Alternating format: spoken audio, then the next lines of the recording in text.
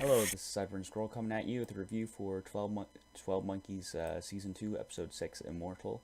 I'm trying to catch up on my reviews, so I'm going to be uploading a lot today. This episode was fantastic. It was basically an episode where uh, Cole and Cole and Ramses both go back to the 1970s to stop uh, to save a primary from being paradox to help repair the time stream. And this episode was interesting because when they both go back, the person they're trying to save, the primary, is a serial killer. And there's a reason behind that too that you figure out when they go back. But the whole setting is great. Whenever they go back, it's at the slow ride plays, and when Cole gets in the time machine, it's just like set up. The vibes are great. It really, like, the set pieces feels like the 70s. And basically they go to the diner at first, and this woman who they know is going to get murdered, which is how they know how to find the serial killer, which is the primary. They meet up with her, and they realize she has a kid, and so they see the serial killer, the Immortal. That's what his name is because he never was caught. Capturing, or I mean, trying to kill this girl, and basically they weren't supposed to interfere, but they interfered anyway, and so she lived, and the immortal killer, and Cole got the immortal killer. The the immortal killer got away, but she lived, and then the messenger who was sent back in time to kill him, to paradox him, was unsuccessful in getting him.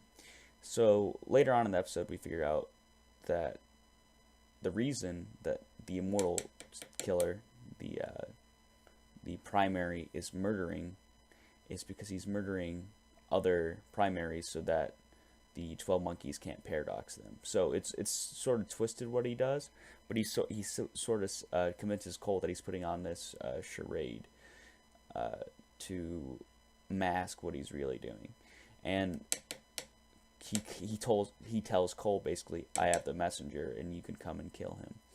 And so, and this is after Cole and Ramses steal steal a police car to basically they're trying to get him arrested at first so he wouldn't be paradox. But then after he had the messenger. Then Cole and Ramsey stole a police car and drove away with him. So the cops are on their tail this whole episode. But Ramses went back to the hotel with the girl, and Cole went with this guy, and basically that's when he told Cole that he had the messenger. So Ramses is just talking to this girl in the hotel, and the guy, the it's not the messenger.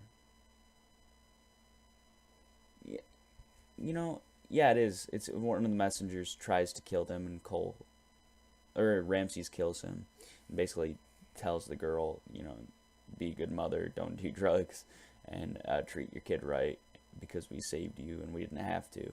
And then basically that ends that part of the episode. So Cole and Ramses go back to the immortal killer to see if they can find, it's the witness. There we go. See if they can find if Cole can kill the witness.